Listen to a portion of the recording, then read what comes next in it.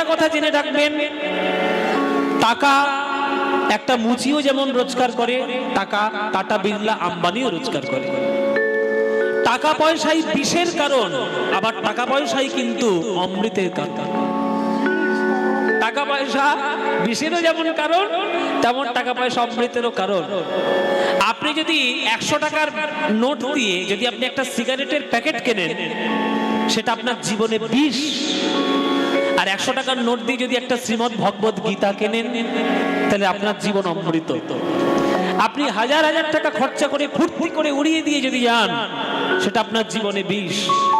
কিন্তু কোন অংশ টাকার যদি সৎ কাজে, জীব সেবায়, কৃষ্ণ সেবায় আপনি দেন, সেটা আপনার জীবনে উন্নত, অমৃতের কারণ।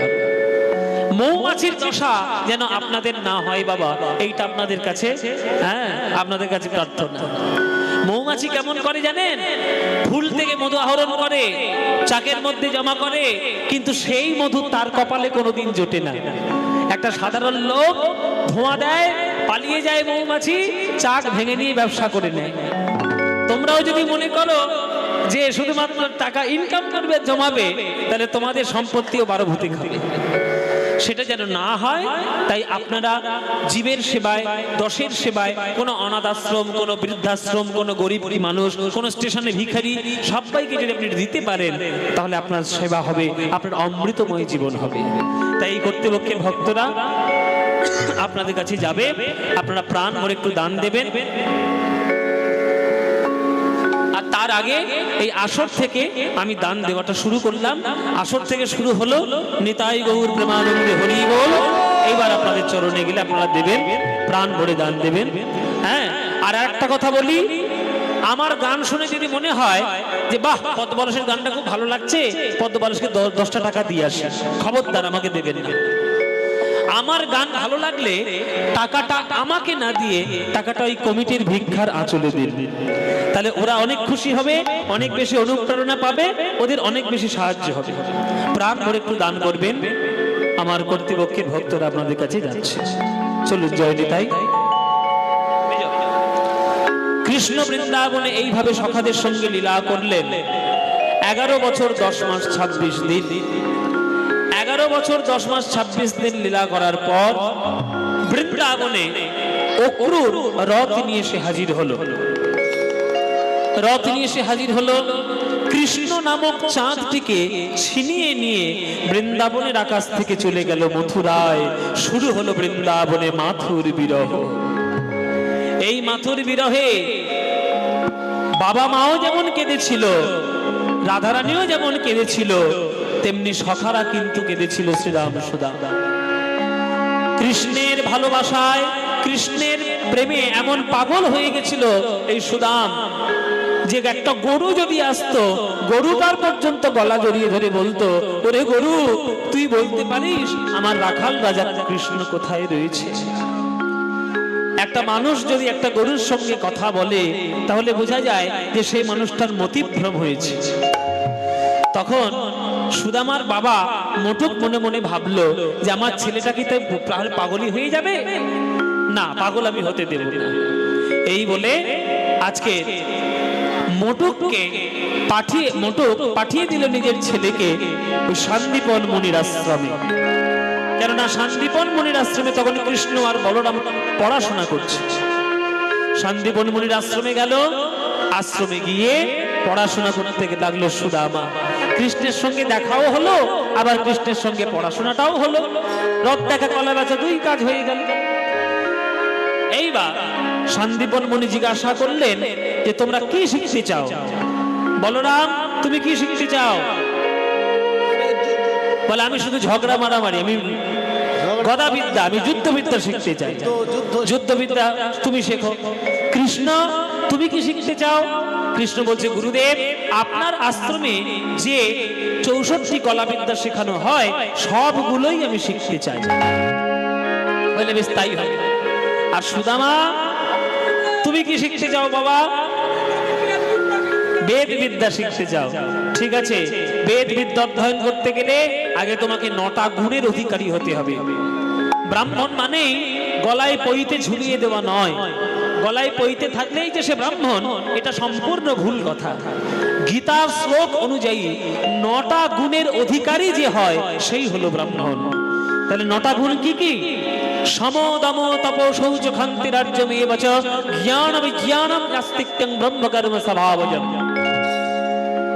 সম মানে নিষ্ঠা, দম মানে সংযম, সমদম তপ মানে তপস্যা, শৌচ মানে পবিত্রতা, ক্ষান্তি মানে ক্ষমা করার বৈশিষ্ট্য বা স্বভাব, আর্জবম মানে সরলতা, জ্ঞান মানে শাস্ত্র জ্ঞান, বিজ্ঞান মানে বিশেষ জ্ঞান, আস্তিক্যম মানে ভগবানের প্রতি অগাধ বিশ্বাস। এই 9টা গুণ থাকার দরকার তার মধ্যে, তবেই সে ব্রাহ্মণ হবে। সুদামা চলো পড়াশোনা শেখো। বেদ বিদ্যা অধ্যয়ন করছে সুদামা আমাদের শান্তিবন মুনির আশ্রমে। এই শান্তিবন মুনি জানতো যে কৃষ্ণ আর সুদামার বন্ধুত্ব অত্যন্ত গভীর। পৃথিবীতে বন্ধু সবাই তো প্রকৃত হয় না। এখনকার দিনে বিশেষ করে স্বার্থপর বন্ধু আপনার চারিদিকে ঘোরাফেরা করছে। সবাই স্বার্থপর, নিজের স্বার্থ যতক্ষণ আপনার দ্বারা পূরণ হবে তখন সে আপনার বন্ধু, যখন স্বার্থ ফুরিয়ে যাবে সেই বন্ধুই পালিয়ে যাবে। ওই জন্যে শান্তিবন মুনি জানতো যে কৃষ্ণ আর সুদামার বন্ধন কত অটুট, আমাকে একটু পরীক্ষা নিতে হবে। এই জন্য পরীক্ষা করার জন্য একদিন শান্তিবন মুনি এসে বলল, ও কৃষ্ণ সুদামা, তোমাদের গুরুমা বলছে যে রান্নাঘরে জ্বালানির কোনো কাঠ নেই, ওই যে দেখা যাচ্ছে সামনে জঙ্গল, জঙ্গল থেকে তোমরা একটু শুকনো কাঠ কেটে নিয়ে এসো। বল বাবা। গুরুদেবের আজ্ঞা পালন করার জন্য কৃষ্ণ আর সুদামা জঙ্গলের দিকে যাচ্ছে শুকনো কাঠ জোগাড় করার জন্য। জঙ্গলের মধ্যে প্রবেশ যেই করেছে অমনি কাল বৈশাখী ঝড় এসে আছাড়কে পড়েছে ওই জঙ্গলে। ঝড় ঝড় ঝড়, একেবারে ধুলোবালি ভর্তি হয়ে গেল চারিদিকে, কেউ কাউকে দেখতে পাচ্ছে না।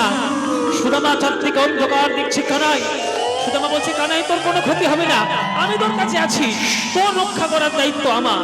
এই বলে কানাইকে মাটির মধ্যে শুইয়ে দিল, আর সুদামা উপর হয়ে তার উপরে পড়ল। ওই গাছের ডাল ভেঙে পড়ছে, বৃষ্টি ঝরে পড়ছে, শিলা বৃষ্টি হচ্ছে। যত আঘাত সুদামা পেল, কানাইকে একটা আঁচড়ও লাগতে দিল না। ঝড় যখন থেমে গেল তখন সুদামা বলছে, আর কৃষ্ণ বলছে, সুদামা রে, আমাকে তুই এত ভালোবাসিস আমি জানতাম না। নিজে সকল কিছু আঘাত পেলি, আমাকে একটা কাঁটার আঁচড়ও লাগতে দিলি না। আমি তোর হাত ধরে কথা দিলাম, ভাই, জীবনে তুই যদি কোনোদিন বিপদে পড়িস আমার স্মরণ নিতে যেন ভুলিস না। কেমন? দুজনেই ভিজে বাড়ি এসেছে গুরুদেবের কাছে। তখন গুরুদেব বলছে, কি গো, ভিজে গেলে কি করে? তখন কৃষ্ণ বলছে, এই ঘটনা। জানেন গুরুদেব, নিজে সকল আঘাত সহ্য করে সুদামা আমায় বাঁচিয়েছে। তখন শান্তিবন মুনি বলছে, শোনো কৃষ্ণ, জীবনে জানবে যে বন্ধুর থেকে ভালো কিছু হয় না। আর এই যে সুদামা তোমায় সেবা করেছে, এই সুদামার যদি কোনো বিপদ ঘটে তুমি যেন সাহায্য করতে কোনোদিন ভুলো না। নিশ্চয়ই গুরুদেব, আমি সাহায্য করব। সেই শান্তিবন মুনির আশ্রমে 3 জন পড়াশোনা করলেন। 3 জন 3 দিকের বিষয়ে পারদর্শী হয়ে উঠলেন। শান্তিবন মুনি বলছে, এবার তোমাদের বিদ্যা শিক্ষা সম্পূর্ণ হলো, এবার তোমরা গার্হস্থ জীবনে প্রবেশ করো। দ্বারকার রাজা হয়ে গেল কৃষ্ণ, বলরাম হয়ে গেল তার সহচর, আর সুদামা ফিরে এলো তার নিজের বাড়িতে। সুদামা যখন ফিরে এলো তখন সুদামার বাবা মটুক মনে মনে ভাবছে, তবে আমার ছেলে বেদ পড়ে তবে ঘরে এসেছে। হ্যাঁ, আমার ছেলের মতো ছেলে এই পাড়াগ্রামে কটা আছে তুমি দেখাও দেখি। হ্যাঁ, বেদ বিদ্যার পাগড়ি পড়ে এসেছে আমার ছেলে, কত বড় শিক্ষিত। ছেলেটাকে সবকিছু করে দিতে পারলাম, বাবা মা হিসেবে একটাই দায়িত্ব বাকি রয়ে গেল, যদি সেটাও করে দিয়ে যেতে পারতাম। কি মায়েরা, বাবা মা হিসেবে বিয়ে। তোমাদের মতো মেয়েগুলোর জন্য আমাদের সর্বনাশ হয়েছে। জীবনে আর কিচ্ছু নেই, খালি বিয়ে বিয়ে বিয়ে করে সব পাগল হয়ে গেল। কিচ্ছু হবে না। যোগ্য পাত্রের হাতে যোগ্য পাত্রী যদি না পড়ে, তাহলে সংসার চিরকাল ঝাঁটামুগুর হবে। এটা জেনে না এই রে,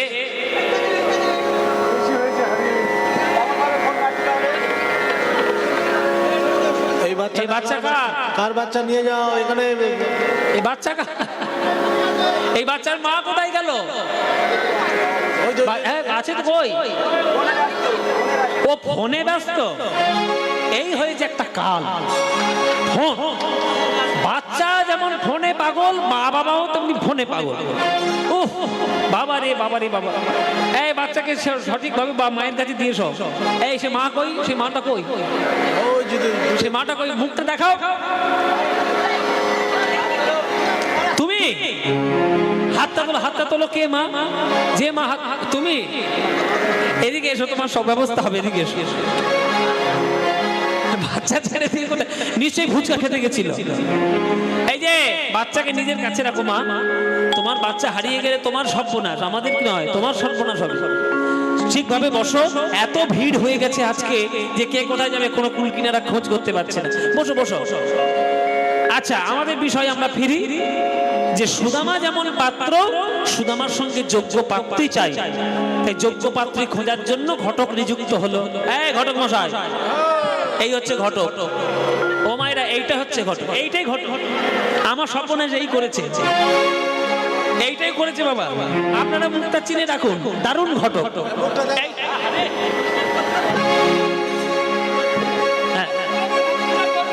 ও ঘটক মশাই, আমার ছেলে সুদামা বেদ বিদ্যা পড়ে এসেছে, কত শিক্ষিত ছেলে। আমার ছেলেটার জন্য একটা বৌমা জোগাড় করে দিন। হ্যাঁ, একটা ভালো পাত্রী জোগাড় করুন। হ্যাঁ, তো চারিদিকে খোঁজাখুঁজি শুরু হয়ে গেল। সুদামার বউ কে হবে, সুদামার কন্যা কে হবে, মানে পাত্রী কে হবে, সেটা খুঁজতে খুঁজতে খুঁজতে খুঁজতে একটা মেয়ে পাওয়া গেল। তার নাম ছিল সুশীলা। আচ্ছা, এইখানে বলে দিই, সুদামার স্ত্রীর নাম নিয়ে কিন্তু বিতর্ক আছে। অনেকে অনেক ধরনের নাম বলে। অনেকে বলে বসুন্ধরা, অনেকে বলে কুচেলা, আবার অনেকে বলেন সুশীলা। আমি বিতর্কের মধ্যে যাচ্ছি না, আমি একটা নাম ধরেই নিলাম। সর্বজন মিলিত যে নামটা শোনা যায় সেটা হচ্ছে সুশীলা। সে সুশীলার সঙ্গে সুশীলার সঙ্গে বিবাহ ঠিক হলো সুদামা। বিশেষ ঘোষণা, জগদীশ তোমার সাউন্ড সিস্টেমটা অবিলম্বে ঠিক করো। এটা বারে বারে বলা সত্ত্বেও এই ধরনের কাজ করছো কেন? তোমাকে ফোনে পাওয়া যাচ্ছে না। অবিলম্বে সাউন্ড সিস্টেমটা ঠিক করে দাও। জয় নিতাই। সুশীলার সঙ্গে সুদামার বিবাহ স্থির হলো। মায়েরা, একটা শাস্ত্রের কথা শুনে নিন। আমরা এখনকার দিনে জাগতিক কামনা বাসনায় তাড়িত হয়ে আমরা বিবাহটাকে একটা ছেলে খেলা বলে মনে করে নিয়েছি। কিন্তু বিবাহটা ছেলে খেলা নয়। বিবাহটা হলো পিতৃপুরুষদেরকে তর্পণ করার একটা রাস্তা, যে বংশ পরম্পরায় তাদের মুখে জল এবং আত্মার শান্তির কামনা, এটার জন্য বিবাহ করা। যদি তুমি বিবাহ করতে না চাও সেটা আলাদা কথা, সেটারও শাস্ত্রে বিধান রয়েছে যে সন্ন্যাসী হয়ে গিয়ে তিনি জগতের কল্যাণের জন্য জগতে সবকিছু করতে পারেন। কিন্তু তুমি যদি সংসারী হও, তাহলে বিবাহটা যেন ছেলে খেলা না হয়। বিবাহটা যেন পিতৃপুরুষদেরকে উদ্ধার করার জন্য, কৃষ্ণ ভক্ত সন্তান জন্ম দেওয়ার জন্যই বিবাহ করা। আপনার সন্তান যেটি জগতে আসবে, সে যদি কৃষ্ণ ভক্ত না হয়, তাহলে সেই পুরো বংশ কিন্তু উদ্ধার হবে না। হ্যাঁ, কৃষ্ণ ভক্ত সন্তান চাই। তাই সুদামা সুশীলার বিবাহ স্থির হলো। হ্যাঁ, আনন্দিত মনে বিবাহ হইল, আনন্দিত মনে বিবাহ হইল, আনন্দিত মনে বিবাহ হইল, আনন্দিত মনে বিবাহ হইল। দেখুন, সুশীলা সুদামা আনন্দিত মনে। এদের মনে হয় বিয়ে হয়নি, কিচ্ছু জানে না। এবার শুরু করেছে, এইবার শুরু করেছে। এই উলুধ্বনিটা কি আমার ঠাকমা এসে দেবে? বিবাহ সময় কি দিতে হয়? যদি দাঙ্গ ঘুরে যান মামা, তদস্তু হৃদয়ং তব যদিদং হৃদয়ং তব তদস্তু হৃদয়ং মম। আনন্দিত মনে দহার বিবাহ হইল, আনন্দিত মনে তাহার বিবাহ হইল। সুশীলারে লইয়া সুদামা গৃহেতে আসিল। সুশীলারে লইয়া সুদামা গৃহেতে আসিল। ওগো, আনন্দিত মনে দহার বিবাহ হচ্ছে। এবার যারা ভক্তগণ তারা সবসময় চেষ্টা করবে যে ভক্ত হোক, কৃষ্ণ পদে মতি হোক। তাই ওগো আনন্দমার ধরে নারে, আনন্দ ধরে না রে, আনন্দমার ধরে নারে, আনন্দ ধরে না রে। সুদামার বিবাহ কালে আনন্দমার ধরে নারে, সুদামার বিবাহ কালে আনন্দ ধরে না রে। সুদামার বিবাহ কালে তারা উলুধ্বনি সবাই বলে, সুদামার বিবাহ কালে হরিধ্বনি সবাই করে। সুদামার বিবাহ কালে উলুধ্বনি সবাই করে। সুদামার বিবাহ কালে আনন্দ ধরে না রে, আনন্দ ধরে না রে। সুশীলারে লইয়া সুদামা গৃহেতে আসিল। সুশীলারে লইয়া সুদামা গৃহেতে আসিল। বিবাহ হলো আনন্দে, আনন্দিত মনে বিবাহ হলো। সুশীলা যেমন পাত্রী, সুদামা তেমন পাত্র। একবার পাত্রীর সঙ্গে যোগ্য পাত্রের মিলন হয়েছে, রাজজোট হয়েছে। সবাই আশীর্বাদ করে গেল, সুখী হও মা, সংসার করো, জগতে কৃষ্ণ ভক্ত সন্তান তোমার জন্ম হোক। আমরা আশীর্বাদ করে যাই, হরিপদে মতি হোক। নানান সুখের আশীর্বাদ করে গেলেন। কিন্তু মায়েরা, ওই উপরওয়ালা যতক্ষণ না চাইছে সুখী তুমি হতে পারবে না। আর ভগবান সব সময় ভক্তদেরকে বিপদের মধ্যেই ফেলে রাখেন, কেননা বিপদে না পড়লে তো ভগবানকে ডাকবে না। দেখুন, সুখের দিন ভক্তদের কাছে বেশি থাকে না। তাই এই সুদামার আর সুশীলার বিবাহ হওয়ার কিছু দিনের মধ্যেই, 3 মাসের মধ্যেই গ্রামে শুরু হলো মহামারী মড়ক। এই মড়ক থেকে বাঁচতে গ্রাম পরিত্যাগ করে বাইরে পালিয়ে আসতে বাধ্য হলো। আর সেই মড়কের মধ্যে সুদামার বাবা মা, আমাদের রচনা দেবী আর মটক, দুজনেই তারা মৃত্যুবরণ করলেন। দুজনেই মারা গেল। বাবা মা হারা হলো সুদামা। এবার সকল সংসারের দায়িত্ব এবার সুদামার মাথায় এসে পড়ল। বাবা, যে কাজের কাজী তাকে সে কাজটা দিলে সে ঠিক করতে পারবে। মনে করুন আমি গান গাইতে রাজি, গান গাওয়াটা আমার কাজ, গান গাওয়াটা আমার পেশা বটে, আমার নেশাও বটে। আমাকে যদি কেউ বলে, বাবা তোমাকে আমি 10 কোটি টাকা দিচ্ছি, তোমাকে আর গান গাইতে হবে না, গান বন্ধ করে তুমি ব্যবসা করো, আমি পারবো? আমার দ্বারা সম্ভব কি বাবা? আমি যে কাজটা পারি ভগবান সে কাজটা আমাকে পাঠিয়েছেন করার জন্য, তা আমি পারবো? সুদামা ঋগ্বেদ জানে, সামবেদ জানে, যজুর্বেদ জানে, অথর্ববেদ জানে, তিনি পুরাণ জানেন, পড়াশোনা জানেন। হঠাৎ করে তার যদি চাল ডাল আলু তেল পটলের খোঁজ নিতে হয়, তারা শাস্ত্রপাঠ থাকবে? পাচ্ছে না। কিন্তু কি করবে, সংসারে কেউ নেই, বাবা নেই, চলে গেছে। এতদিন কখনো চেষ্টা করেনি আলুর দাম কত, চালের দাম কত, আজকে তার হিসেব রাখতে বসতে হচ্ছে। এই হিসেব করতে গিয়ে তার শাস্ত্র জ্ঞানে বাধা হচ্ছে, শাস্ত্র পাঠে বাধা হচ্ছে। তাই মায়েরা চঞ্চল হয়ে যাচ্ছে। সুদামা চঞ্চল হয়ে যাচ্ছে। প্রকৃত স্ত্রী যে হয়, স্বামীর কেন অসুবিধা হচ্ছে, কি অসুবিধা হচ্ছে, সেটা তাকে বোঝানোর দায়িত্ব স্ত্রীর। ওই জন্য স্ত্রীর নাম দেওয়া হয়েছে ভারতবর্ষের ধর্মে সহধর্মিণী। নিজের ধর্মটাকে যে সাহায্য করে এগিয়ে নিয়ে যাওয়ার জন্য, সেই হলো সহধর্মিণী। তাই সুদামার কষ্ট দেখে, সুদামার চঞ্চলতা দেখে কষ্ট হচ্ছে সুশীলা, যে আমার স্বামী কিছুতেই সে মন দিয়ে শাস্ত্র পাঠ করতে পারছে না, আমাকে দেখতে হবে। তাই একদিন এসে সুশীলা স্বামীর কাছে বলছে, স্বামী তোমার কাছে আজকে একটা জিনিস আমি চাইবো। স্বামী, স্ত্রী হয়ে আসার পর থেকে আমি তোমার কাছে মুখ ফুটে কোনোদিন কিছু চাইনি, আজকে যদি তোমার কাছে কিছু চাই তুমি আমায় দেবে স্বামী? সুদামা বলছে, দেখো সুশীলা, তোমার স্বামী আর সেই অবস্থায় নেই যে তুমি একটা শাড়ি চাইবে, গয়না চাইবে, আমি তোমাকে হাসি মুখে দিয়ে দেব। আমি তোমার বড় দরিদ্র স্বামী, আমার কাছে তোমার কাছে কিছু দেওয়ার নেই। কি দেব আমি তোমায়? তখন সুশীলা বলছে, স্বামী তুমি আমায় ভুল বুঝলে। আমি চাইতে এসেছি মানে তুমি ভাবলে যে শাড়ি গয়না চাইবো। তুমি থাকতে আমার শাড়ি গয়নার কি দরকার? আমার শাড়ি গয়নার কিছু প্রয়োজন নেই, শাড়ি গয়নার কিছু প্রয়োজন নেই। আমি দেখতে পাচ্ছি এই দরিদ্র হওয়ার জন্য তোমার মনটা বড় চঞ্চল হয়ে গেছে, তাই তুমি মন দিয়ে শাস্ত্র পাঠ করতে পারছো না। তাই তোমার কাছে আমি আজকের একটা অনুরোধ জানাতে এসেছি। কিসের অনুরোধ সুশীলা? স্বামী, শুনেছি তোমার বন্ধু কৃষ্ণ সে নাকি দ্বারকাধিপতি। তো যাও না, আমার বিশ্বাস তার কাছে গেলে তোমার সকল দুঃখ দূর হয়ে যাবে, আর একটাও দুঃখ তোমার থাকবে না। তুমি তোমার কৃষ্ণের কাছ থেকে ঘুরে আসো। স্বামী, কি বলতো সুশীলা? এ তুমি কি উপদেশ দিচ্ছ? আজ আমি গরিব হয়েছি বলে, আজ আমি দরিদ্র হয়েছি বলে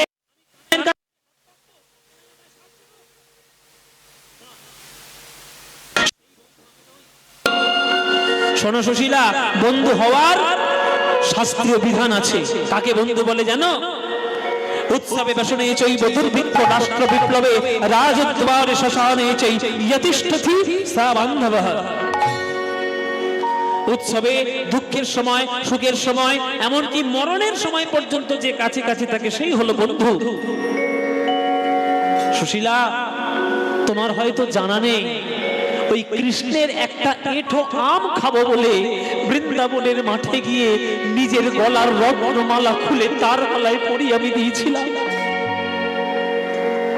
যে কৃষ্ণের কাছ থেকে একটা এঁঠো আম খাবো বলে গলার রত্নমালা খুলে দিই, আর আজকে আমি তার কাছে গিয়ে হাত পাতবো, কানাই তুই আমার সাহায্য কর। আমি কি স্বার্থপর বন্ধু? আমি গরিব হয়েছি, আমি দরিদ্র হয়ে গেছি, তাই বলে আমি কানের কাছে হাত পাতবো? পারবো না। তুমি আমায় ক্ষমা করো সুশীলা। তখন সুশীলা বলছে, স্বামী তুমি আবার আমায় ভুল বুঝলে। আমি কিন্তু একবারের জন্যও বলিনি যে তুমি কৃষ্ণের কাছে হাত পেতে সাহায্য চাওয়ার জন্য যাও। আমি বলেছি তুমি দেখা করতে যাও। কেন? ওগো স্বামী গো, তোমার কৃষ্ণকে যারা প্রণাম করে তারা প্রণাম করার সময় বলে, হে কৃষ্ণ করুণা সিংহ দীনবন্ধো জগৎপতে গোপেশ গোপিকা কান্ত রাধাকান্ত নমস্তুতে। তোমার কৃষ্ণ যদি দীনবন্ধু দয়াময় হয় তাহলে আমার কথা শোনো, তোমার কৃষ্ণকে দেখলেই তো জগতের সকল দুঃখ দূর হয়ে যায়। আমি তো টাকা পয়সা চাওয়ার জন্য বলিনি, আমি বলেছি দেখা করে এসো। কৃষ্ণের বদনে দেখলে তোমার হৃদয় আনন্দে পূর্ণ হয়ে যাবে, আর যার হৃদয় আনন্দে পূর্ণ হয়ে যায় সে জগতের সকল দুঃখ হাসি মুখে দূর করতে পারে। যাও স্বামী, দেখা করে এসো, টাকা পয়সা চাওয়ার জন্য নয়, দেখা করার জন্য যাও। হ্যাঁ, এইটা তুমি ঠিক বলেছো সুশীলা। আমার কানাইকে যদি আমি দেখতে পারি তাতেই আমার কত আনন্দ। সত্যি আমি কানাইকে অনেকদিন দেখি, আমার মনটা কেমন করছে, আমার কানাইকে আমি দেখে আসি। তুমি আমায় বলছো আমি যাব, তুমি আমায় আজ্ঞা দিচ্ছ। হ্যাঁ, আমি তো আজ্ঞাই দিচ্ছি, তুমি যাও দেখা করে এসো। কিন্তু কি করে যাব? কেন? সমস্যা কোথায়? শোনো সুশীলা, জগতে কিছু নিয়ম আছে, যে নিয়মগুলো বইয়ের পাতায় লেখা নেই, শাস্ত্রের পাতায় লেখা নেই, কিন্তু সমাজের জীবনে রয়েছে। একটা বন্ধুর বাড়িতে যদি রোজ যায়, হাতে করে কিছু না নিয়ে গেলে চলে। কিন্তু একটা বন্ধু যদি একটা বন্ধুর বাড়িতে 10 বছর পরে যায়, কি বাবা আপনার বিবেক কি বলে? হাতে করে কিছু না নিয়ে গেলে হয়? তা আমি তার বন্ধু, হ্যাঁ হয়তো আমি গরিব বন্ধু, আমার কিছু নেই, কিন্তু কিছু যদি না নিয়ে যেতে পারি তাহলে আমার মান সম্মান কি থাকবে? তা সুশীলা, তুমি যখন আমায় উপদেশ দিলে যে কৃষ্ণের বদন দেখলে আমার মনটা শান্ত হবে, উপদেশটাও যেমন দিয়েছো আমার স্ত্রী হয়ে, তুমি বলো যদি কিছু উপহার তুমি করো আনয়ন, যদি কিছু উপহার তুমি করো যদি কিছু উপহার তুমি করো আনয়ন, তবে আমি করিতে পারি সুশীলা দ্বারকায় গমন, তবে তাই গৌর হরি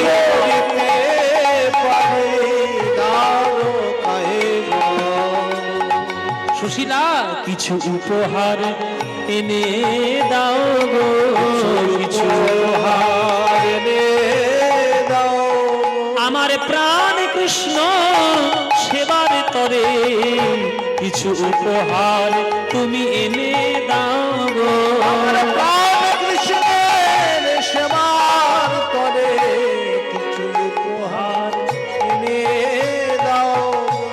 স্বামী আমি উপহার পাবো কোথায়? বাপের বাড়ি থেকে যে গয়নাগুলো আমি পেয়েছিলাম উপহার স্বরূপ, তোমার সংসারের দুঃখ মেটাতে মেটাতে শ্যাকরার দোকানে সব বিক্রি হয়ে গেছে। আমার নিজের কাছে বলতে তো কিছু নাই, কি দেব তোমার? তবে তুমি যখন বড় মুখ করে আমার কাছে চেয়েছো, না দিলে আমারই সম্মান যাবে। তাই শোনো স্বামী, তোমার স্ত্রী হলো ভদ্র ঘরের মেয়ে, আমি ভদ্র বাপের মেয়ে। আজ পর্যন্ত আমি যা করিনি তোমার কৃষ্ণের জন্য আমি তাই করব, আমি সেটাই করব। মায়েরা, সুশীলা একটা ভদ্র ঘরের মেয়ে, কিন্তু কৃষ্ণের জন্য উপহার জোগাড় করতে আজকে সুশীলা বেরিয়ে পড়ল ভিক্ষা করার জন্য। ওগো, তোমরা কিছু আমায় ভিক্ষা দেবে? কৃষ্ণের সেবা করতে হবে গো, কিছু ভিক্ষা আমায় দেবে? তোমরা ভিক্ষা দাও গো নগরবাসী, ভিক্ষা দাও আমায়। তোমরা ভিক্ষা দাও গো নগরবাসী, ভিক্ষা দাও তোমরা ভিক্ষা দাও গো নগরবাসী, ভিক্ষা দাও তোমরা ভিক্ষা দাও গো নগরবাসী, ভিক্ষা দাও। ওগো, তোমাদের এই দেওয়া ভিক্ষা, তোমাদের এই দেওয়া ভিক্ষা, ভিক্ষা পাবে শ্যামরা।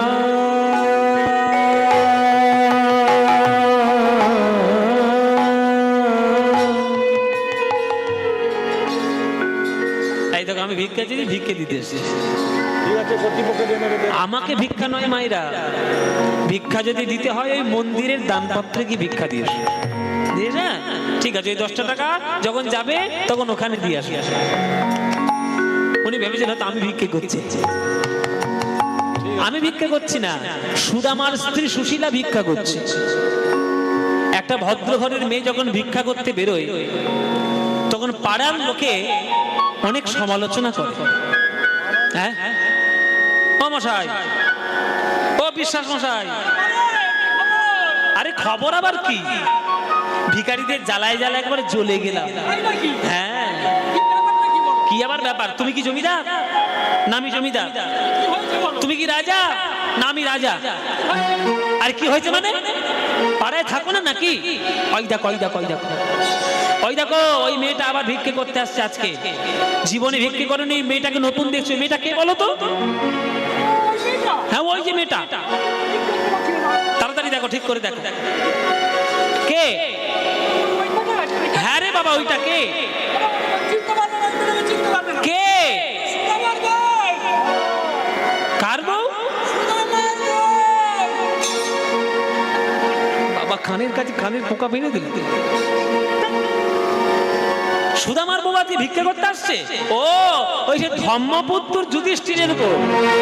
আহা রে, হ্যাঁ সত্য কথা ছাড়া বলবে না, সত্যবাদী ছাড়া মিশবে না। আমরা তো সত্য কথা বলি না।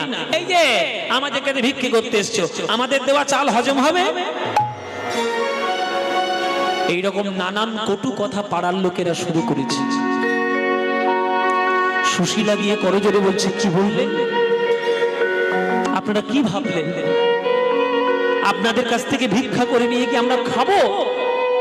না, আমার স্বামী বেদ পাঠ করায়, শিষ্য তৈরি করে, তার যতটুকু আয়, তার যতটুকু রোজগার উপার্জন আমাদের না খেয়ে না দিয়ে চলে যায়।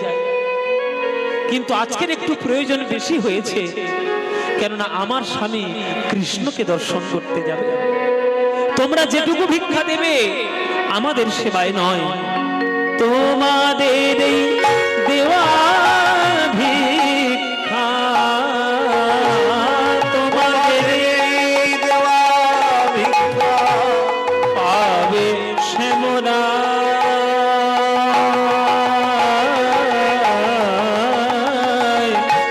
ভিক্ষা দাও আমায়, ভিক্ষা দাও, ভিক্ষা দাও, ভিক্ষা দাও, ভিক্ষা দাও, ভিক্ষা দাও, ভিক্ষা দাও, ভিক্ষা দাও, ভিক্ষা দাও।